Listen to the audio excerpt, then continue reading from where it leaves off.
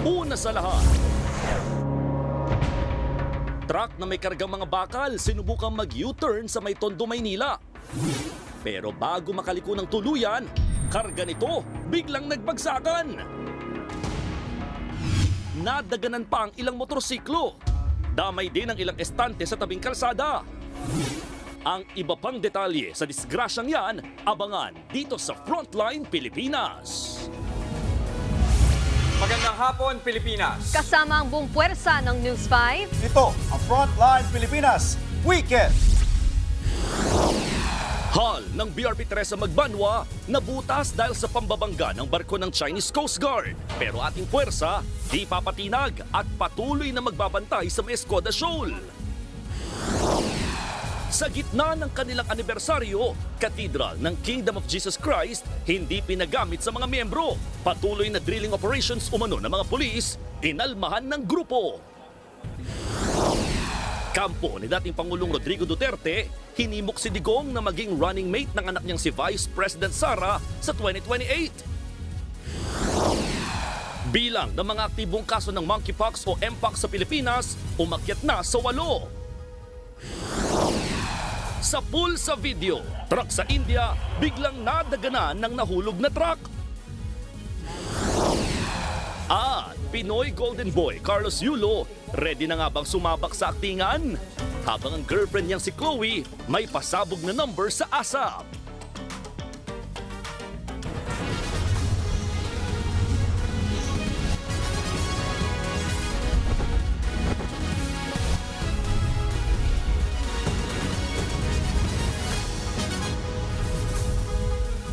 Isa laban sa 10 ang hinarap ng BRP Teresa Magbanwa matapos palibutan ng mga barko ng China Coast Guard kahapon.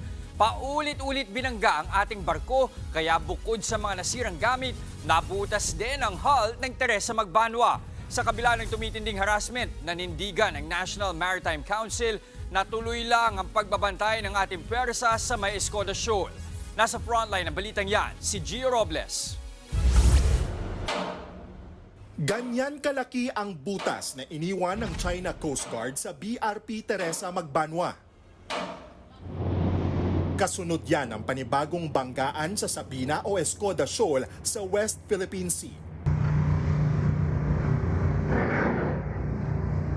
Sinadya umanong banggain ng China Coast Guard vessel ang PCG vessel habang nagpapatrolya kahapon ng tanghali.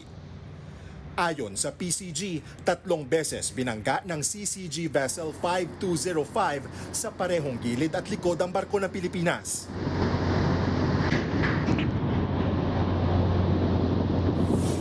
Kaya bukod sa butas, nagkayupi-yupi at nasira na rin ang iba't ibang bahagi ng BRP Teresa Magbanwa. For us to take note that this ramming happened despite of our unprovoked action and presence in Escoda Shoal.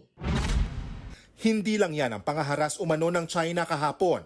Dahil pinalibutan pa nito ng 10 barko ang nag-iisang PCG vessel sa Escoda Shoal. Kabilang dyan ang 2 tugboat ng Chinese Navy. Palaisipan naman sa National Maritime Council kung bakit nag-deploy ng tugboats ang China sa Escoda. Pero ang Beijing sinisisi ang Pilipinas sa nangyaring banggaan.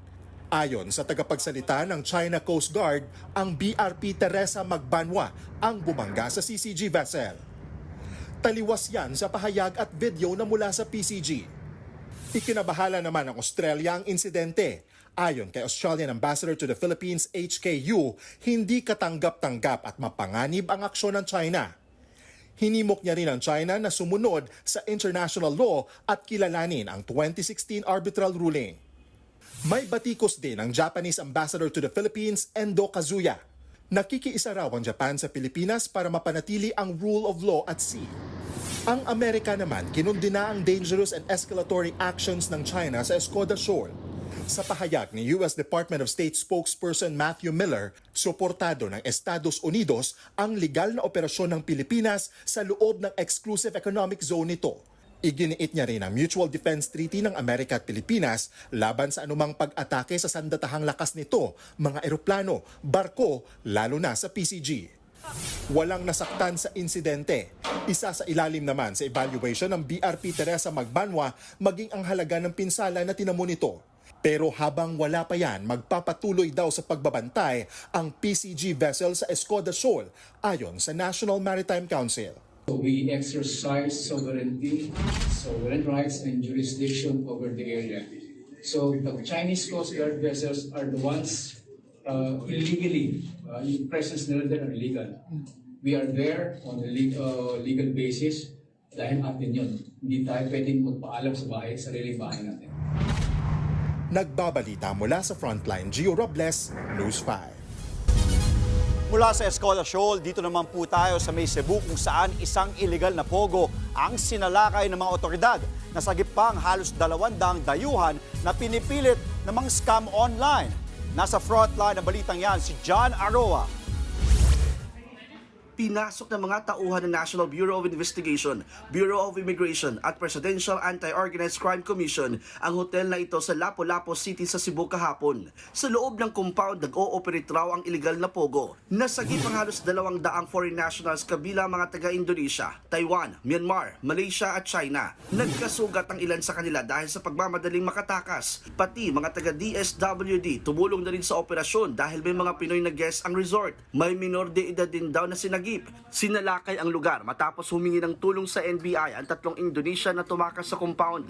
May 6 din na nasa loob ang nagpasaklolo sa kanila. Ayaw raw silang palabasin sa compound at sapilitang pinapagawa ng pang-i-scam online tulad ng love scam at crypto scam. Nakumpiska mga computer at gadget na ginamit raw sa illegal na aktibidad. Ayon sa PAOK, karamihan sa mga na-rescue, mga nakatakas mula sa ni-raid na illegal pogo sa Pampanga. According to our reports, most of these foreign nationals actually escaped from Pampanga. So after our raid in Pampanga, yung mga managers nila, yung mga owners nila, they were brought here. Halos kumpleto sa pasilidad ang naturang illegal pogo hub. Kumpleto naman sa business permit at ilang certificates sa hotel, pero public resort ang nakarehistro sa kanila. So far, may restaurant tayo nakita, may grocery tayo nakita, may in-house dormitory din po sila. Obviously, hindi na sila lumalabas dito. They have a dormitory here. It's almost like a all-in-one compound.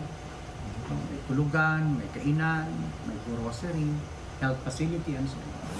Pagmamay-ari umano ang naturang resort ng isang Shoshi Zhao na hinihinalang operator ng illegal pogo hub. Ito ang kauna-unahang beses na may nahuling illegal pogo sa Cebu, taliwas sa unang nai-report ng ilang mga lokal na opisyal na walang pogo sa probinsya. This is 100% an illegal pogo.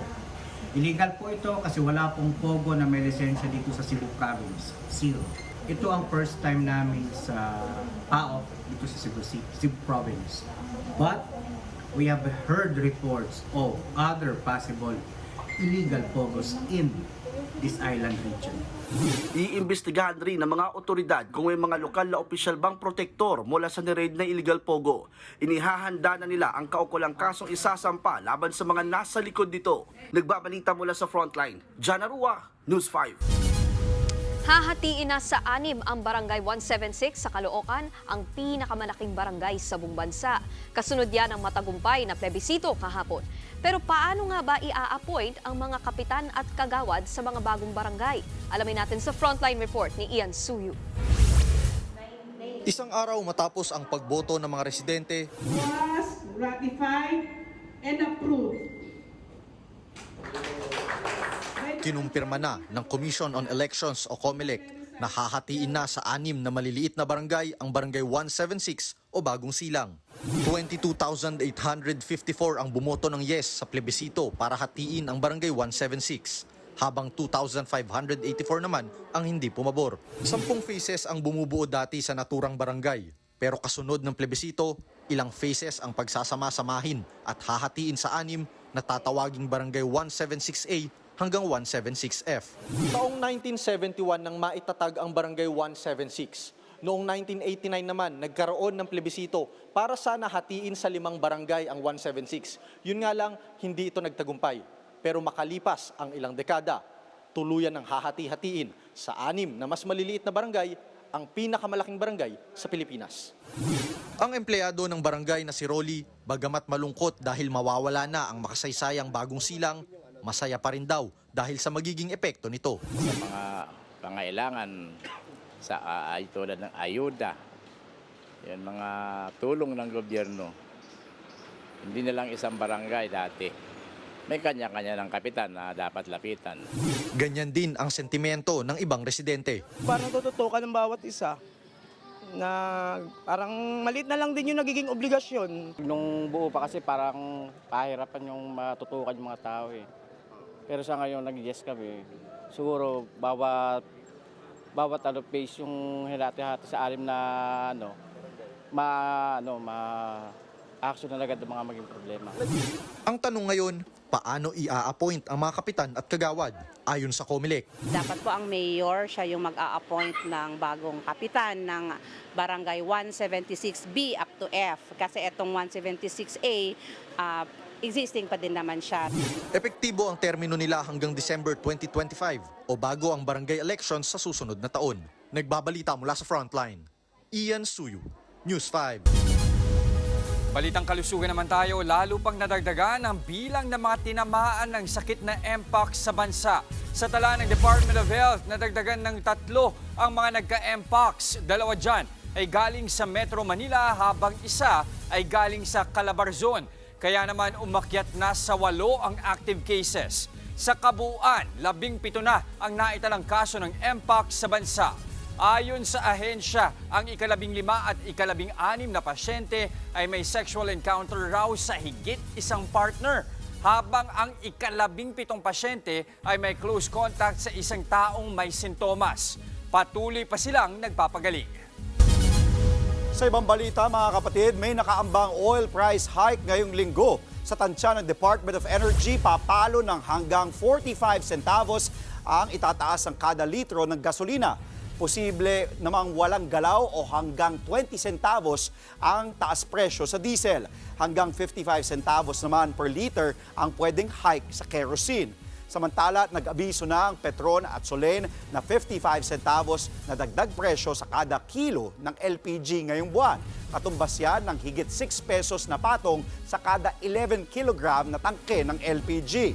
Sa huling datos ng Department of Energy, naglalaro sa higit 800 pesos hanggang 1,000 pesos ang presyo ng isang tangke ng LPG sa Metro Manila.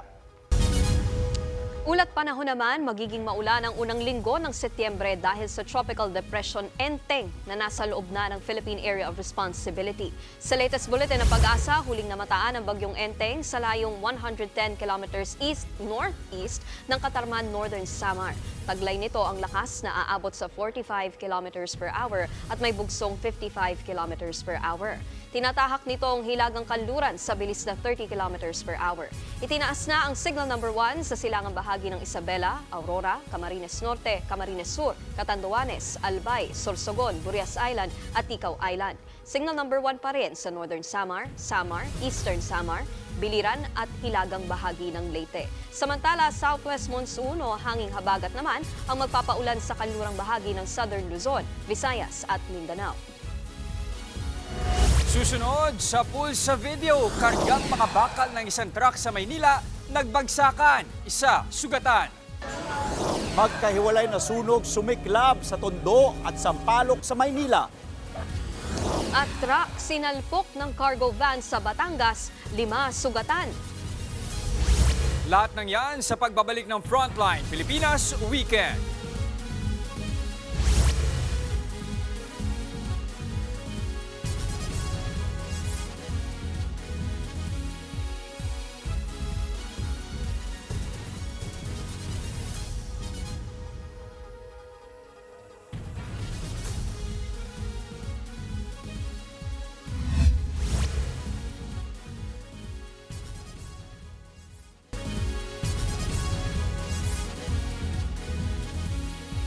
Ginaganap ngayon ang anibersaryo ng Kingdom of Jesus Christ. Pero dahil pinaghahanap pa rin ng mga pulis si Pastor Apollo Kibuloy, di pinayagan ang mga membro na gamitin ang kanilang cathedral. At live mula sa Davao City, nasa frontline ng balitang yan, si Gary De Leon. Gary, kamusta na ang sitwasyon dyan? Andre, kahit hindi nga pinayagan ng mga pulis na gamitin yung katedral dito sa loob ng KOJC compound, ay hindi rin naman napigilan yung mga miyembro para sa kanilang selebrasyon ng kanilang anibersaryo. Celebration na lamang sila sa labas ng tinatawag nilang tinatawag nilang Kingdom Plaza, na kung saan nila igagawin kanilang programa at worship service. Nilagyan na kasi ng police line ang katedral para hindi mapasok ng mga miyembro. Sa entrada ng KOJC, malaking wanted poster ni Quiboloy ang sasalubong sa mga miyembro. Pero ang mga miyembro ng KOJC hindi rin nagpatinag sa mga pulis. Nagbantay rin sila sa mga equipment ang mga taong ipinapasok sa mga pulis sa compound.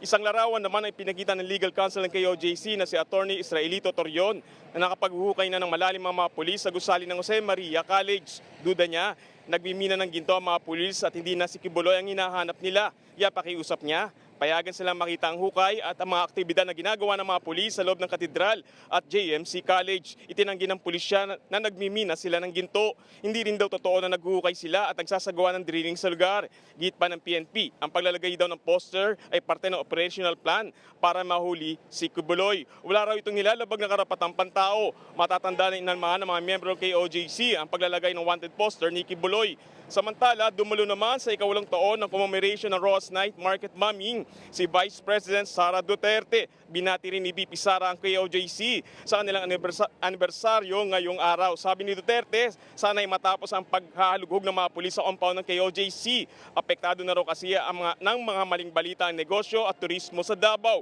Palagay daw ni VP Sara, wala na sa Davao si Pastor Quiboloy dahil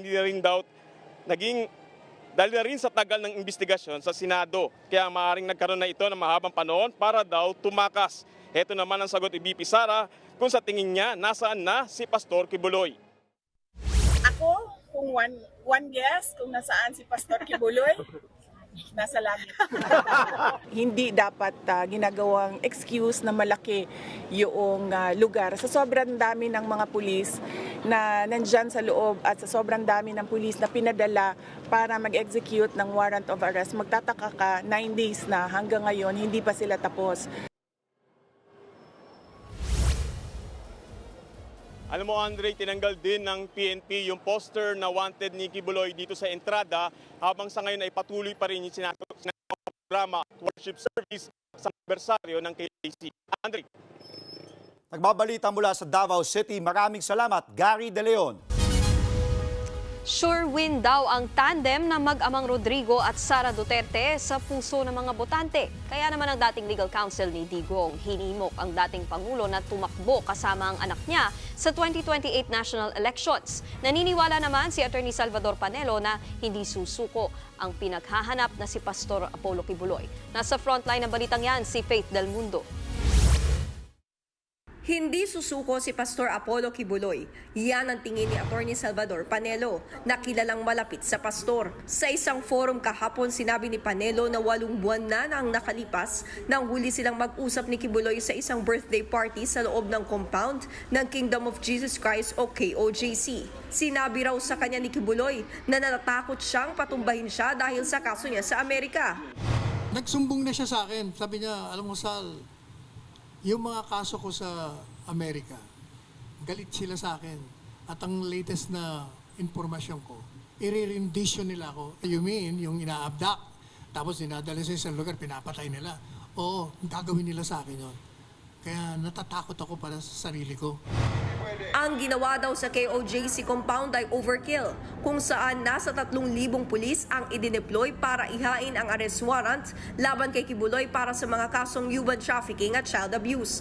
Paano rin daw lalantad si Quiboloy ngayong sira na umano ang reputasyon ng pastor? Right now, what is happening in KOJC is a state of martial law. Doon lang sa lugar niya. Hindi susuko yan. Kasi walang laban siniraan nyo na.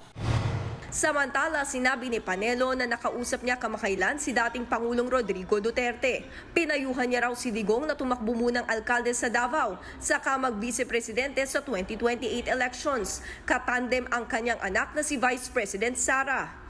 And then, sa 2028, mag-resign ka, tumakbo kang vice president ng anak mo. Pag Duterte, maniwala ka, lahat ng mga kaalyado mo na bumaliktad lahat, babalik sa iyo yan. bago magkaroon ng halalan. Bakit? Kasi sigurado kayong panalo. Hindi raw direktang tinanggap o tinanggihan ni Digong ang suhestyon ni Panelo, pero bukas daw ang dating Pangulo sa anumang posibilidad.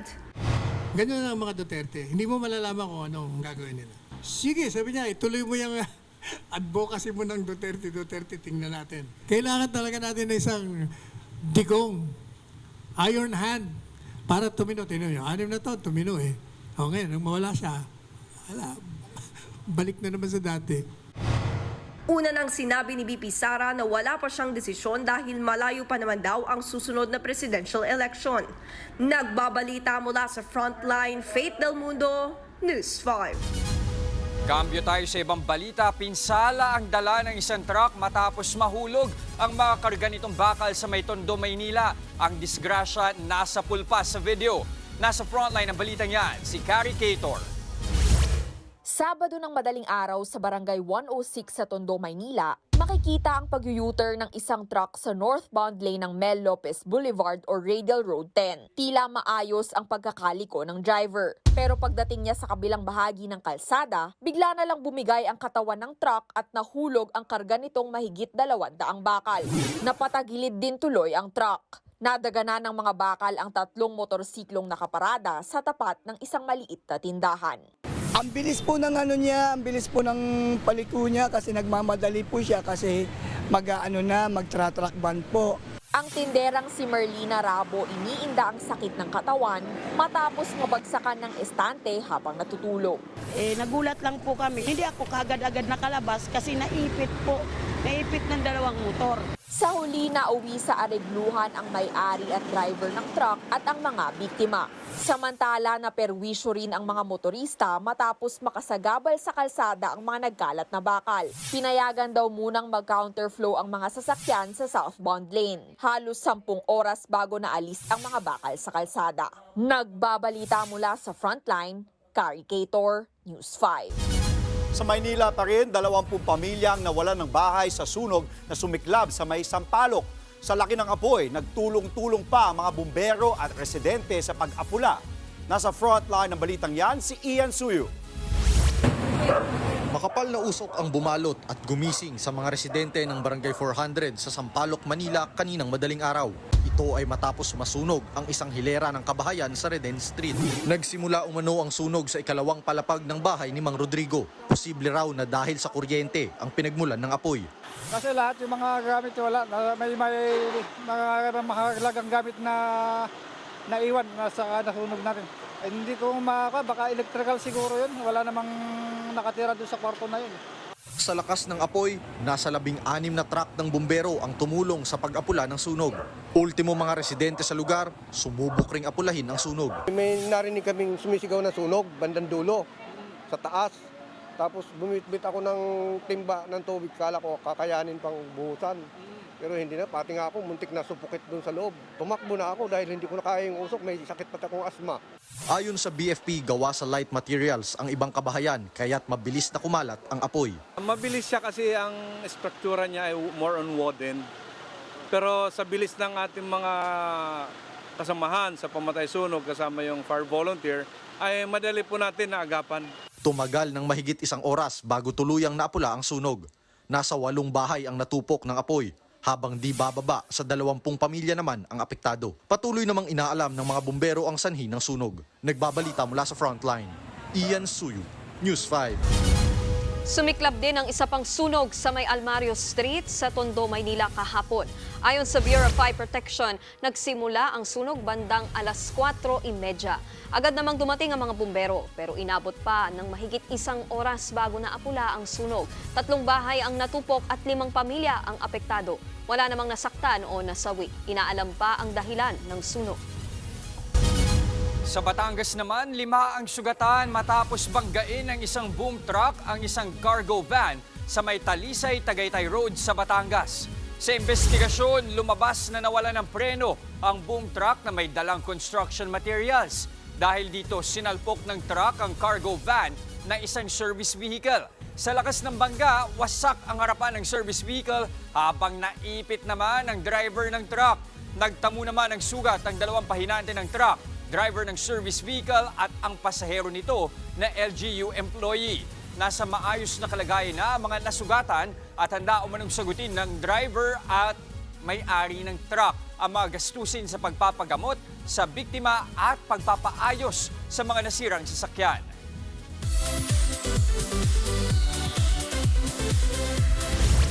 Sunod-sunod ang blessings na natatanggap ni two-time Olympic gold medalist Carlos Yulo. Pero bukod sa sports, game din daw si Carlos sumabak sa aktingan. Habang ang girlfriend naman ni Kaloy, na si Chloe San Jose, nag-perform sa ASAP stage. Silipin natin yan sa report ni News 5 digital producer Von Belinario. Patuloy ang pagbuhos ng biyaya kay two-time Olympic gold medalist Carlos Yulo. Panibagong incentives ang tinanggap ni Carlos. Ito ang special plaque at 5 million pesos mula sa ine-endorso niyang digital entertainment company. Una po gusto ko po magpasalamat kay Lord. Grabe po yung blessings na natatanggap ko. Umaapaw po talaga. Kaya naman bilang ganti, nais ni Carlos kasama ang Gymnastics Association of the Philippines na magbahagi ng kanilang kaalaman para mag-train pa ng mga batang gymnast. Kasama na riyan ang special training na angkop sa mga bata, maging ang team na sasama kay Carlos na lalaban para sa Los Angeles Olympics. We have want to go to the LA 2028 Olympics with the team, and he will be leading the team. Of course, the team is composed of 4 athletes and 1 reserve. So we really have to train these other 3 so that we can win as a team. And he wants to win the gold medal for all around. When he says all around, that means the 6 apparatus.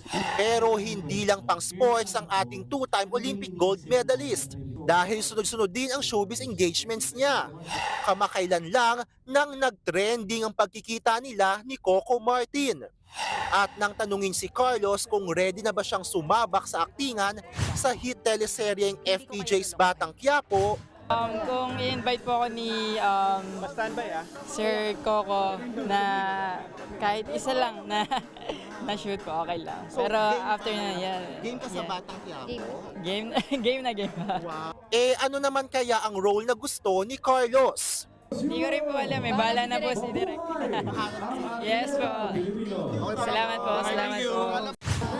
And speaking of showbiz, game na game ding nag-perform ang girlfriend ni Carlos na si Chloe San Jose sa ASAP kanina. Sizzling and hot ang performance ni Chloe sa kanyang rendition ng kantang Havana ni Camila Cabello. Ito ang pagbabalik ni Chloe sa hit musical variety show. Nagbabalita mula sa Frontline. Von Belinario, News 5. Susunod, pagsabog na ganap sa isang film set sa London, United Kingdom. Water tanker na bagsakan ng isang truck sa India, isa sugatan. At PLDT high-speed hitters aatras daw sa PVL Invitational Conference. Huwag kayong bibitiw mga kapatid, magbabalik pa ang Frontline Pilipinas Weekend.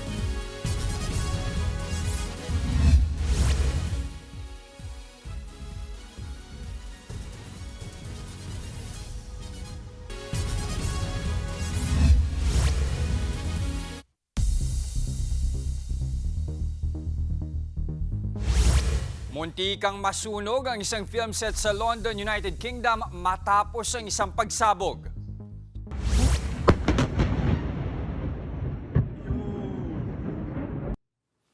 Sa kuha ng video, makikita ang nagliliyab na truck. Binalot din ng makapal at maitim na usok ang lugar. Base sa investigasyon, parte ng filming ang pagsabog. Pero hindi raw ito nakontrol ng crew kaya't lumaki ang apoy. Inabot ng 1 oras bago naapula ang sunog. Wala namang nasaktan sa insidente. Sa bansang India naman, disgrasya ang inabot ng 2 truck sa Jaipur. Sa video, kitang banayad ang takbo ng water tanker nang bigla itong mabagsakan ng isang truck. Lumalabas na matulin ang takbo ng truck kaya nawala ng kontrol at nahulog sa ibabang bahagi ng highway. Sugatan ang driver ng water tanker sa disgrasya. Patuloy na nagpapagaling ang biktima sa ospital.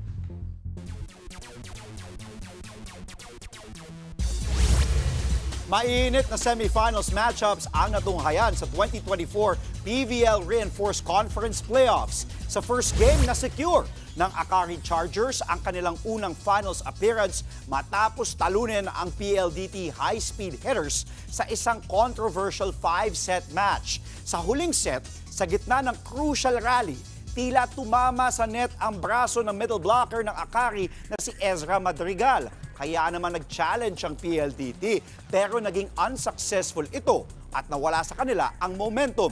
Sinamantala naman ito ng Chargers at nakapuntos ng 3 sunod para masungkit ang panalo. Paliwanag naman ni PVL Commissioner Sherwin Malonzo dahil malayo sa play si Madrigal, hindi ito tinawagan ng net fault. Based sa casebook ng FIVB which we follow, since it's away from play, it's not a net fault. 11.3.2, players may touch the post, ropes, or any other object outside the antenna, including the net itself, provided it does not interfere with the play. Makakalaban ng Akari sa finals ang Creamline Cool Smashers na tinalo ang Signal HD Spikers sa isa ring intense na 5 sets matchup. Nakuha ng kupunan ang kanilang ika-12 finals appearance sa pangunguna ni Erica Stoughton na nagtala ng 38 points. Bukas, alas 6 ng hapon ay maghaharap ang Akari at Creamline sa championship match.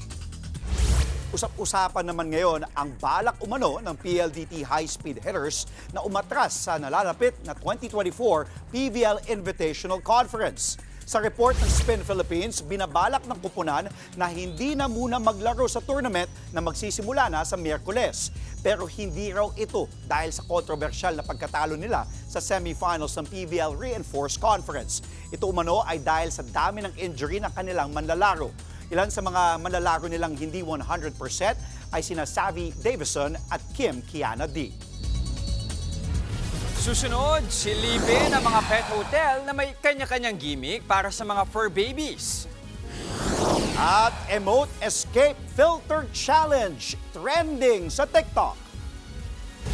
Tuloy-tuloy ang balitaan sa Frontline Pilipinas Weekend.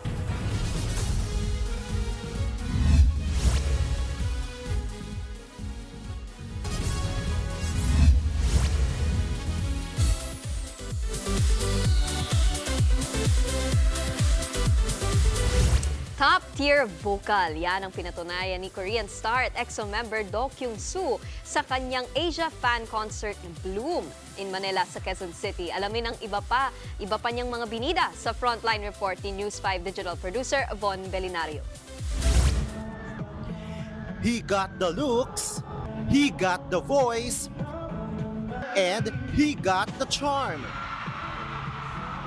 Yan ang K-pop superstar na si Do Kyung-soo. Kaya naman ang fans niyang XOLs at Dandanese, kanya-kanyang hiyawan sa day 1 pa lang ng Asia fan concert niyang Bloom sa Smart Araneta Coliseum. Out of this world ang pagpapakilig ni D.O. nang hinaranan niyang fans sa awiting Mars.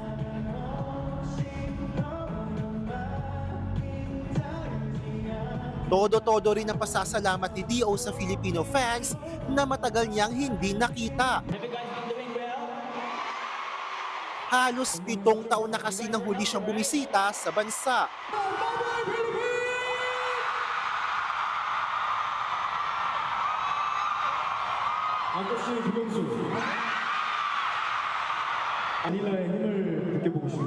I want to feel the energy of the Philippines, Manila. Dito na niya ibinida ang kanyang new look na first time rin niyang ipinakita sa fans. May bago raw kasi siyang project at, spoiler alert, isa raw siya ritong villain.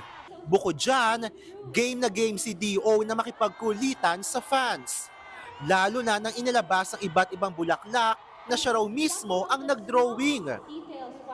Diyan na siya hindi tinantanan ng song request gaya ng Fly Me to the Moon. Fly me to the moon, let me play among the stars. Let me see what spring is like on Jupiter and Mars. Hawak kamay. Hawak kamay, tiki-taki.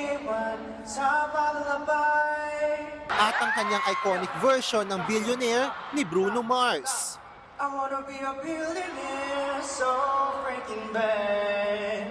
Buy all of the things I never had. Huling bumisita si D.O. sa bansa noong 2018. Ito ang kanyang kauna-unahang solo appearance mula nang bumisita siya bilang miyembro ng K-pop group na EXO. Manila ang last stop ng kanyang event. Bukod sa music, kilalang aktor si D.O.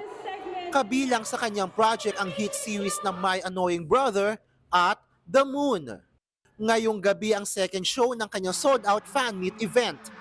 Nagbabalita mula sa Frontline, Von Belinario, News 5. Sa mga hindi nakabili ng tickets sa Day 1 at 2 ng Grand Beaniverse, good news para sa inyo. Magkakaroon na ng Day 3 ang concert ng Beanie. Gaganapin yan sa November 18, araw ng Lunes sa Araneta Coliseum. Ayon sa management ng Beanie, binuksan ang Day 3 ng concert dahil sa mas mataas na public demand. Binuksan ang general sale ng tickets ngayong araw. May ilang fans naman sa social media ang naghayag ng concern sa kalusugan ng Beanie Girls dahil sa 3 magkasunod na araw ng concert.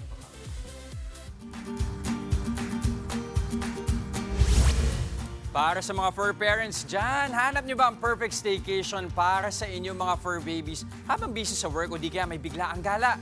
Siyempre yung secured na at mag-e-enjoy pa sila. Tara at alamin natin yan sa Pet Hotel Hopping Report ni Monde Lopez. Weekend na naman, gala mode on ka na rin ba? Kaya lang nag-aalala dahil sa may iwang alaga.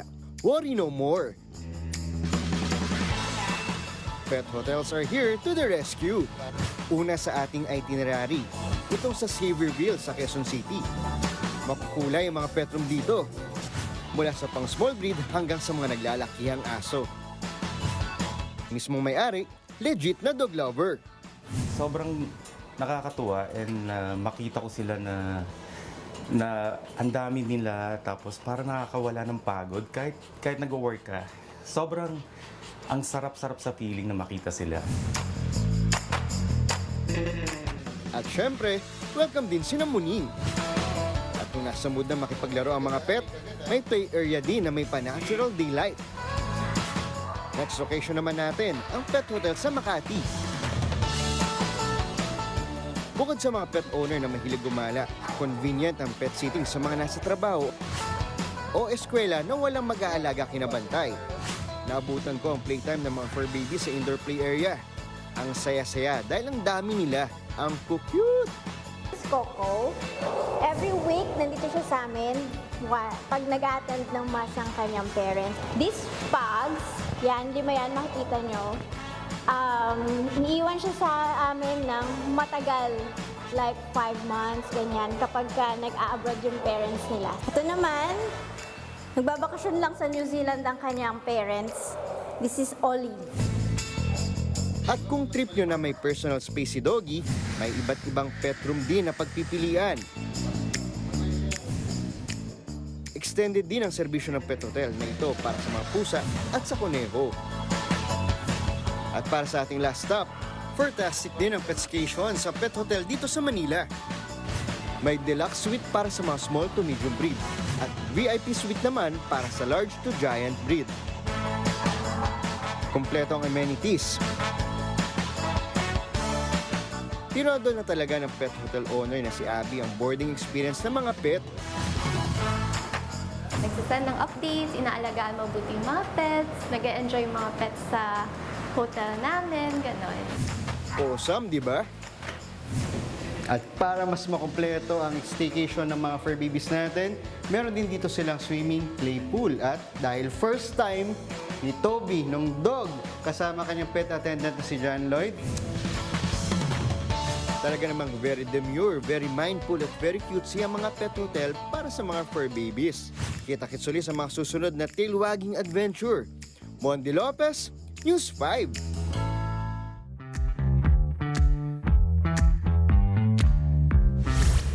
Andre, nanay, kitang-kita naman natin sa social media. September 1 na. Yes. Kita ko nga, may Nagparamdam Christmas ako tree ka na. Oo, Christmas may, tree, di ba? So, kahit ano saan yan, ka sa pumunta, Labis, may kahit ano saan. na, may Kahit sa tugtugan mall. pa lang, Christmas na. Simulan natin ang Burmans with viral videos na pampagood vibes. Mga kapatid, may nauuso po kasi ngayon na filter challenge sa TikTok. At yan ang emote escape. May ilang sumubok katulad nitong si Nanay pero nagulat ang lahat kasi may ibang umescape. Don't forget to kiss me, or else you'll have to miss me. I guess I'm stuck forever. Umescape ang pustiso ni Nanay. Nakakatapat sa shock emoji. Sa viral filter na yan, kailangan lang kasing gayahin ang emoji na ipapakita para maka-escape o makapag-proceed na sa next round. Marami nang nag-try ng challenge na yan pero mukhang mahirap pa. Ang video na yan ay may halos 800,000 likes na at 200,000 shares sa TikTok. Mukhang game na game naman si Nanay. Bentang-benta talaga ako sa gano'n na. Kinakabahan ako Baka mag-escape. Iba. Pero maganda nga matry yan. Subukan natin. Mukhang fun siya. At yan po ang mga impormasyong dapat ninyong malaman. Mga balita para sa may alam at may pakialam. Kami ang inyong mga kasangga sa Frontline Pilipinas Weekend.